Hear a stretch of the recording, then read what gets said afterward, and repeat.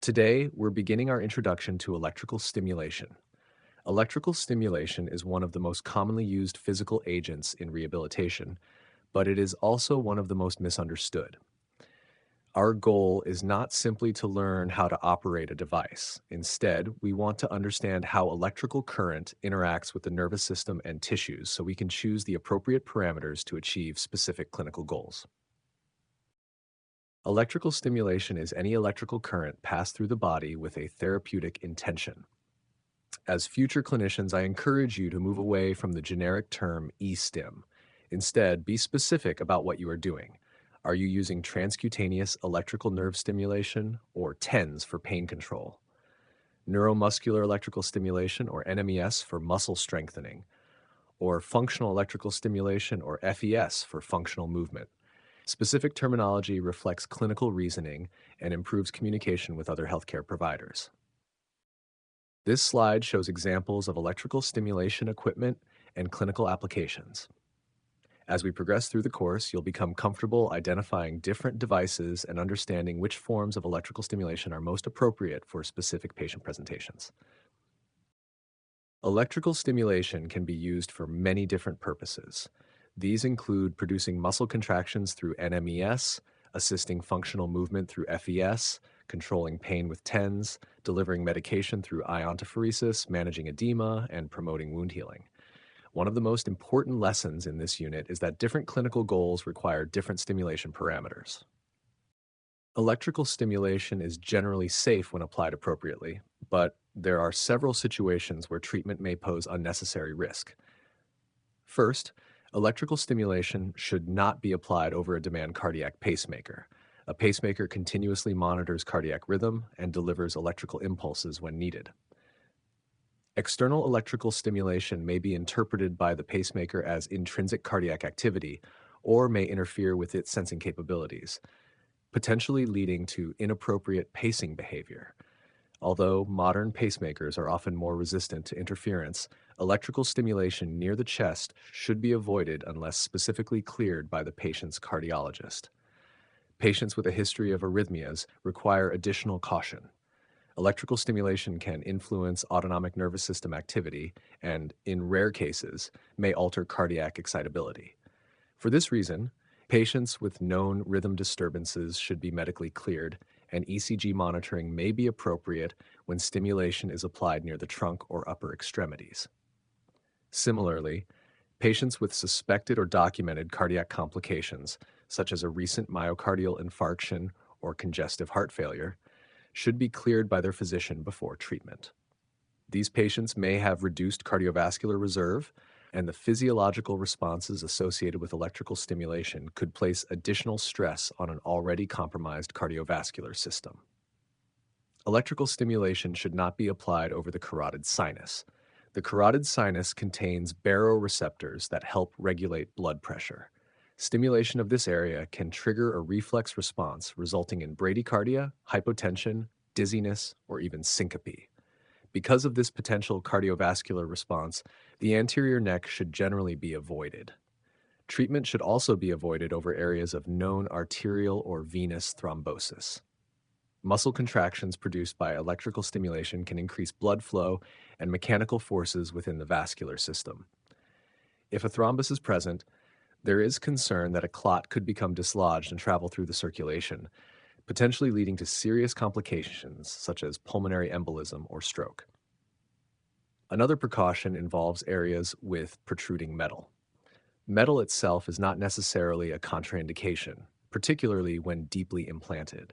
However, superficial or protruding metal may alter current density and create areas of concentrated electrical energy, increasing the risk of patient discomfort, skin irritation, or burns. Clinical judgment should be used when treating near metallic implants. Finally, electrical stimulation should not be applied through a fetus, particularly during the first and third trimesters of pregnancy. The effects of electrical current on fetal development are not fully understood, and avoiding unnecessary exposure is considered prudent. During the first trimester, concerns center on fetal development and organogenesis, while during the third trimester, there is concern that stimulation could potentially influence uterine activity. Although stimulation may sometimes be used on distal body regions during pregnancy, treatment over the abdomen, pelvis, or lumbar region is generally avoided. While these situations do not necessarily prohibit the use of electrical stimulation, they require careful clinical judgment, parameter selection, and close monitoring throughout treatment. First, use caution over open wounds unless the purpose of treatment is wound care. Uh, Certain forms of electrical stimulation are specifically designed to facilitate wound healing by promoting circulation, cellular activity, and tissue repair. However, standard pain control or muscle strengthening protocols may irritate exposed tissues, increase discomfort, or introduce infection risk if proper electrode placement and hygiene are not maintained. The clinician should clearly identify the treatment goal and select parameters appropriate for the wound environment. Patients susceptible to autonomic dysreflexia, particularly those with spinal cord injuries at T4 and above, require special attention. Autonomic dysreflexia is a potentially life-threatening condition characterized by an exaggerated sympathetic response to a noxious stimulus below the level of injury. Electrical stimulation, skin irritation from electrodes, or strong muscle contractions may serve as triggering stimuli. The result can be severe hypertension, headache, flushing, sweating, and cardiovascular complications. These patients should be monitored closely, and treatment should be stopped immediately if symptoms develop. The patient must be able to tolerate and communicate the sensation produced by the stimulation. Although this may seem obvious, patient tolerance is critical for safe treatment. Excessive discomfort may lead to guarding, anxiety, poor compliance, or premature termination of therapy. In patients with communication deficits, cognitive impairments, or altered sensation, clinicians should begin conservatively and carefully monitor skin response and patient behavior. The goal is to achieve a therapeutic effect without producing unnecessary discomfort. Electrical stimulation should be used cautiously over an active tumor. One concern is that increased blood flow and metabolic activity associated with stimulation could theoretically support tumor growth or facilitate spread, although direct evidence is limited. More importantly, electrical stimulation is unlikely to address the underlying pathology and may complicate medical management. As a result, treatment directly over areas of active malignancy is generally avoided unless specifically approved by the oncology team. Finally, caution is warranted over fragile skin. Older adults, individuals on long-term corticosteroids, patients with connective tissue disorders, or those with compromised circulation often have skin that is more susceptible to irritation and breakdown.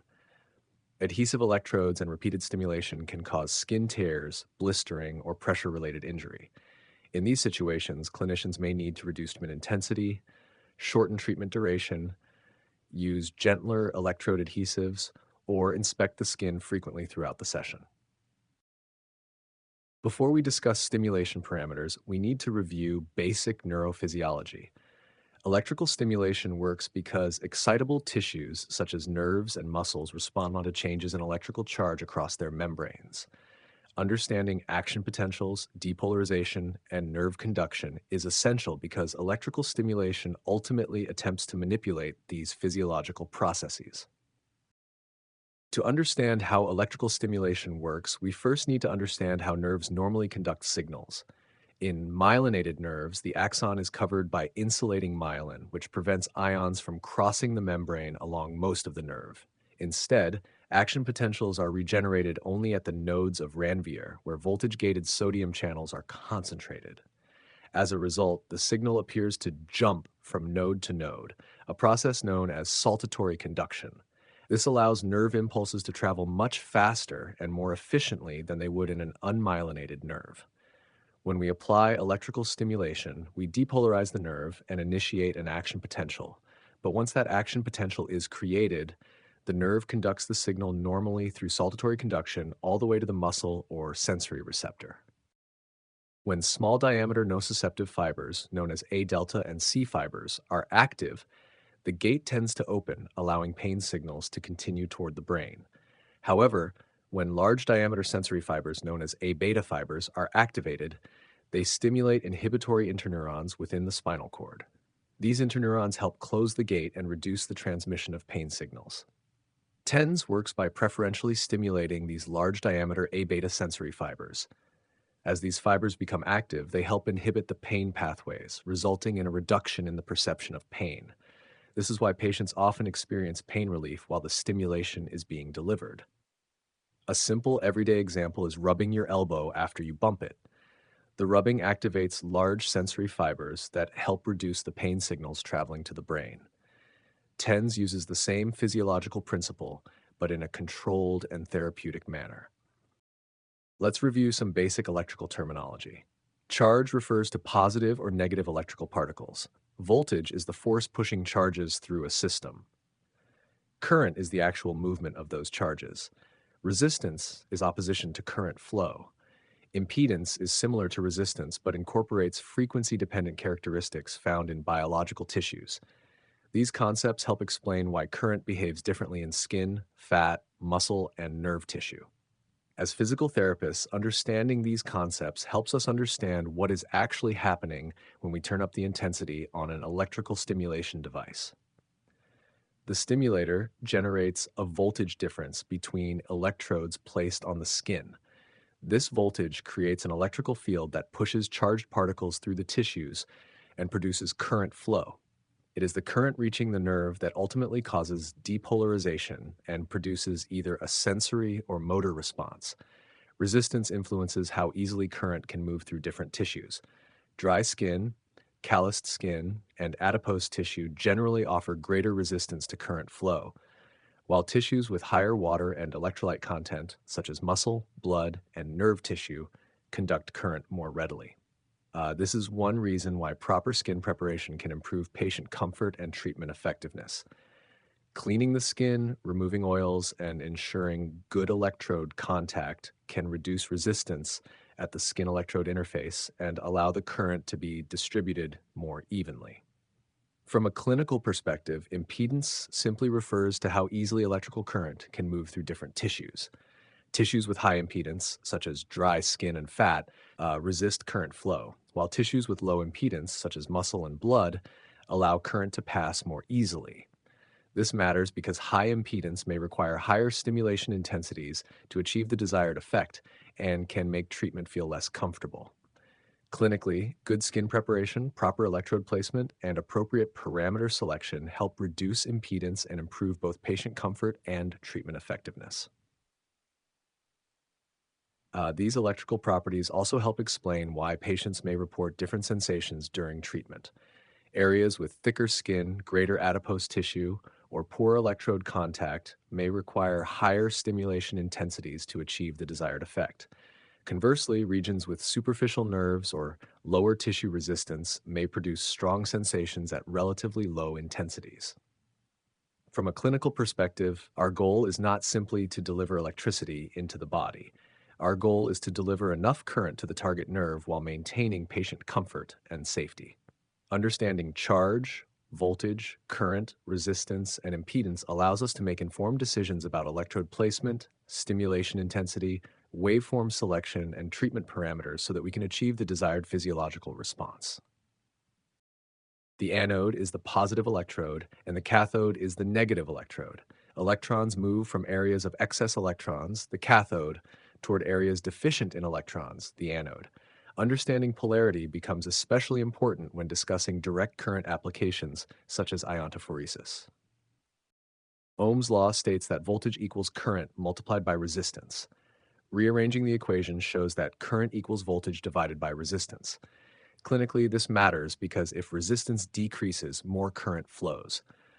This explains why skin preparation, moisture, and electrode placement can dramatically affect patient comfort and treatment effectiveness. There are many forms of electrical stimulation.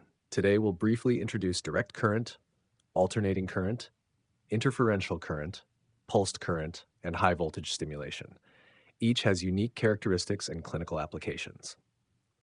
Direct current is a continuous, unidirectional flow of charged particles. Because the current always moves in one direction, it is useful for iontophoresis and for stimulating denervated muscle. Direct current is used for iontophoresis because the current flows continuously in one direction.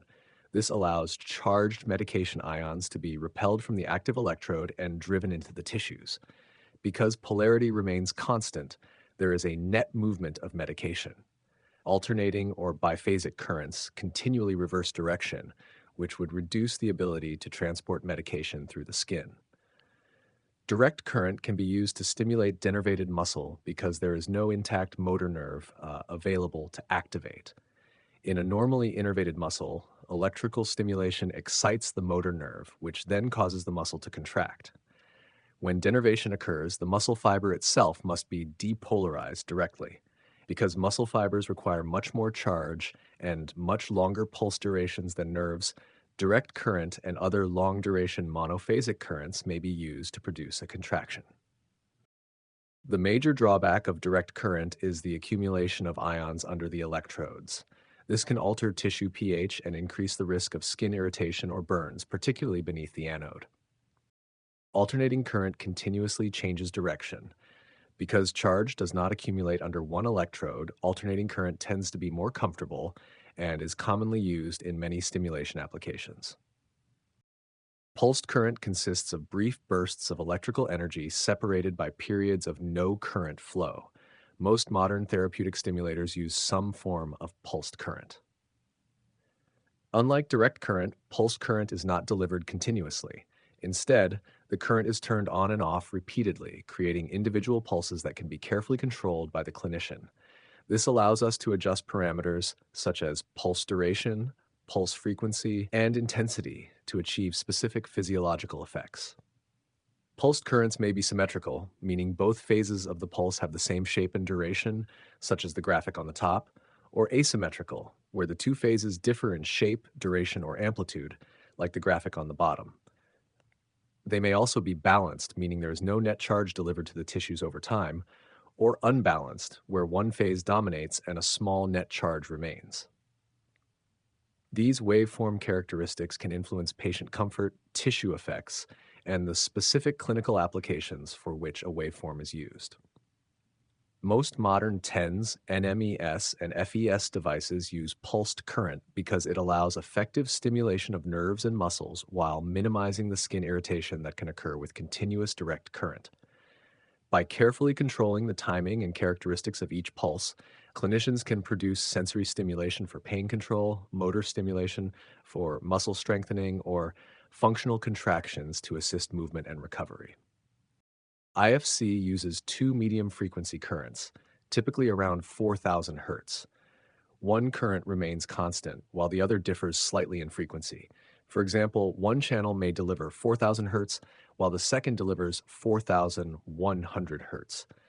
Their interaction creates a beat frequency within the tissues. Because medium frequency currents encounter less skin resistance, IFC is often perceived as more comfortable. It is also unique because it traditionally requires 4 electrodes. As these currents cross within the body, they interact according to the principle of wave interference. At some moments, the peaks of the two waves line up with one another. When this happens, the waves combine and create a larger amplitude signal. This is called constructive interference.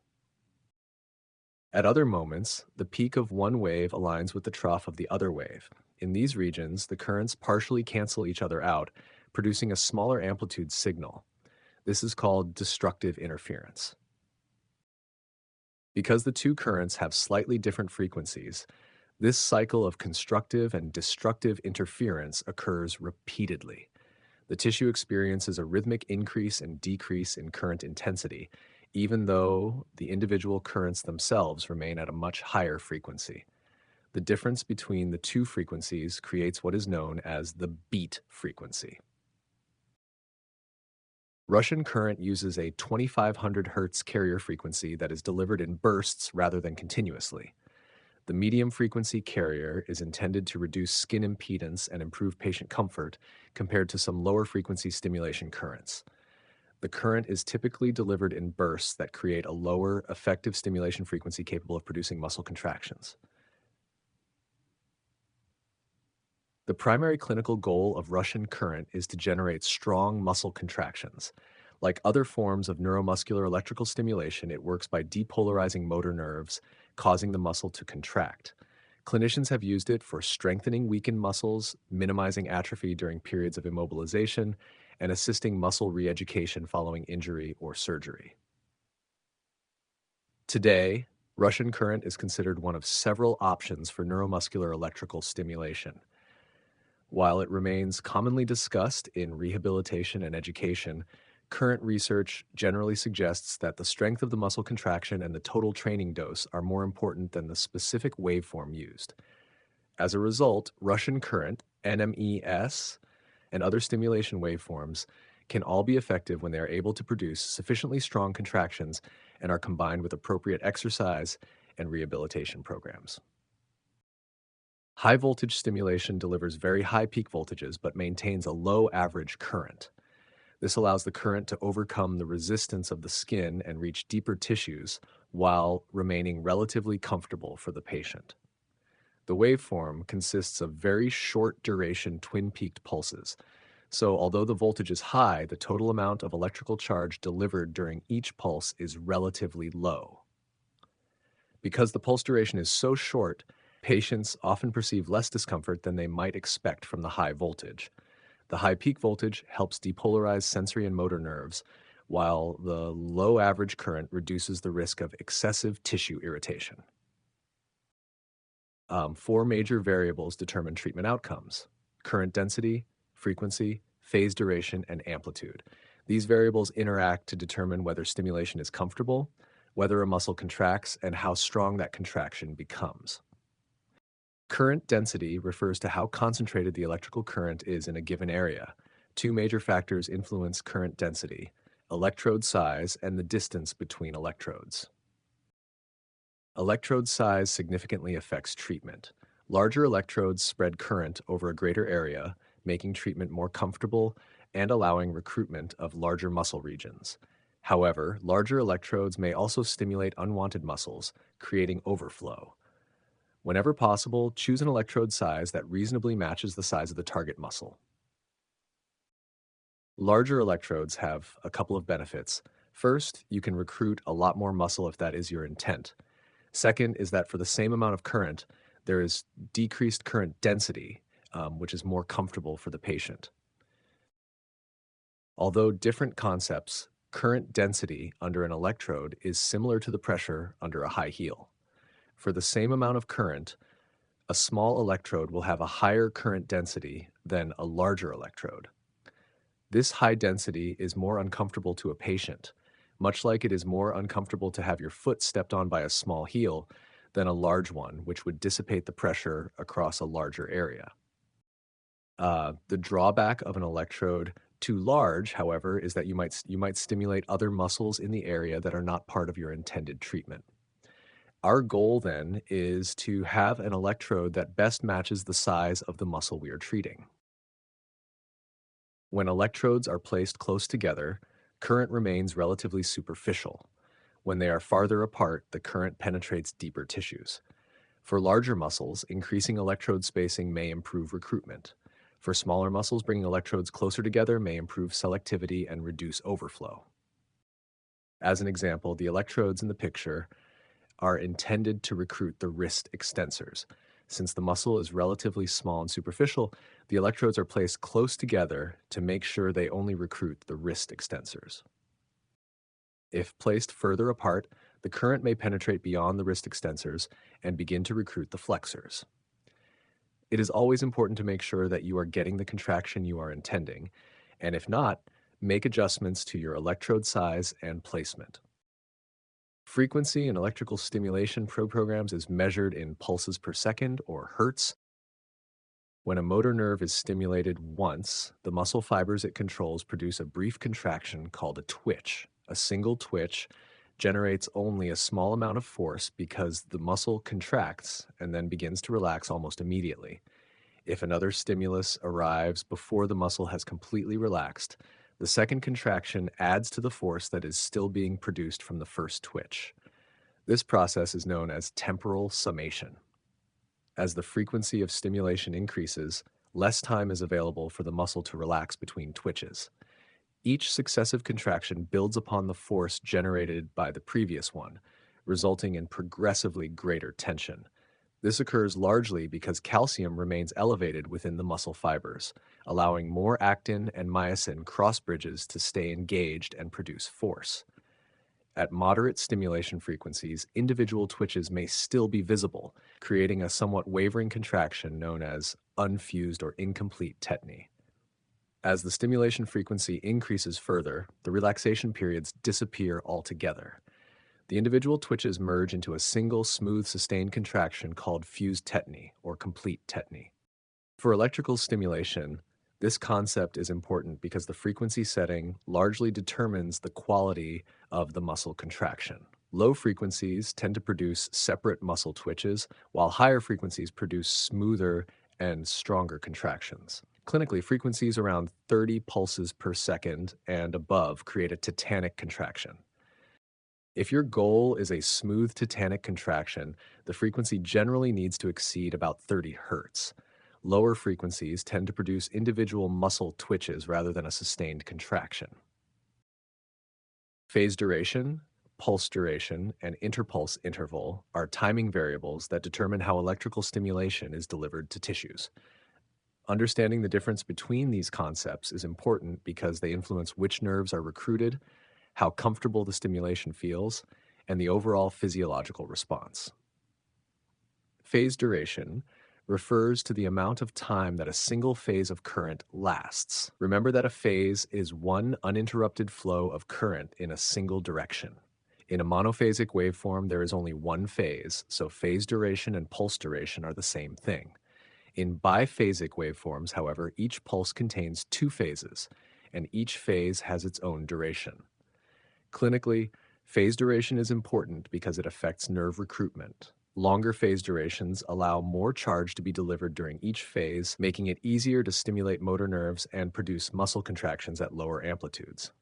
Pulse duration refers to the total length of a pulse. A pulse is one complete electrical event. For a monophasic waveform, pulse duration equals phase duration because there is only one phase. For a biphasic waveform, pulse duration includes both phases and any brief interval between them. Pulse duration is often the parameter clinicians use when selecting stimulation settings because it reflects the total time the tissue is exposed to a single pulse of current. Interpulse interval is the period of time between pulses when no current is being delivered. This represents the resting period between electrical events. The interpulse interval, together with pulse duration, determines the stimulation frequency. As the interpulse interval becomes shorter, pulses occur more frequently, increasing the stimulation frequency. As the interpulse interval becomes longer, the frequency decreases. A useful way to visualize these concepts is to imagine a series of electrical pulses occurring over time. The width of each individual phase represents the phase duration. The width of the entire pulse represents the pulse duration. The empty space between one pulse and the next represents the interpulse interval. Clinically, these variables work together. Phase duration influences how easily nerves are activated. Pulse duration describes the overall timing of each electrical event, and interpulse interval helps determine how frequently those events occur. By adjusting these parameters, clinicians can move from sensory stimulation to muscle twitching to smooth tetanic muscle contractions depending on the desired treatment goal. The strength duration curve demonstrates the relationship between pulse duration and stimulation intensity. The black line represents the combination of phase duration and intensity that is required to get a contraction. Notice that as the phase duration increases, less amplitude is required to produce a contraction. This is important because less amplitude is more comfortable for a patient. Therefore, if we want to get a contraction, we use a longer phase duration so that we can use less amplitude. If you want a comfortable muscle contraction, use a longer phase duration because less amplitude is required. If you want sensory stimulation without contraction, use a shorter phase duration so the amplitude required for contraction becomes much higher. The key clinical takeaway is that longer phase durations generally require less amplitude to achieve muscle contraction, which improves patient comfort. Conversely, shorter phase durations require higher amplitudes to produce contraction. This can be useful when your goal is sensory stimulation rather than motor activation. We will talk about this more in the TENS lecture. Amplitude refers to the magnitude of current or voltage delivered. In practical terms, this is the intensity knob on the stimulator. Regardless of the numbers shown on the screen, what matters clinically is the physiological response produced. What this means is that the number is often arbitrary, so you need to know objectively what your treatment intent is to know if you have turned it up high enough. Successful electrical stimulation is not about memorizing settings. It is about understanding how frequency, phase duration, and amplitude interact to create a desired physiological response. Effective clinicians adjust these variables based on patient presentation and treatment goals.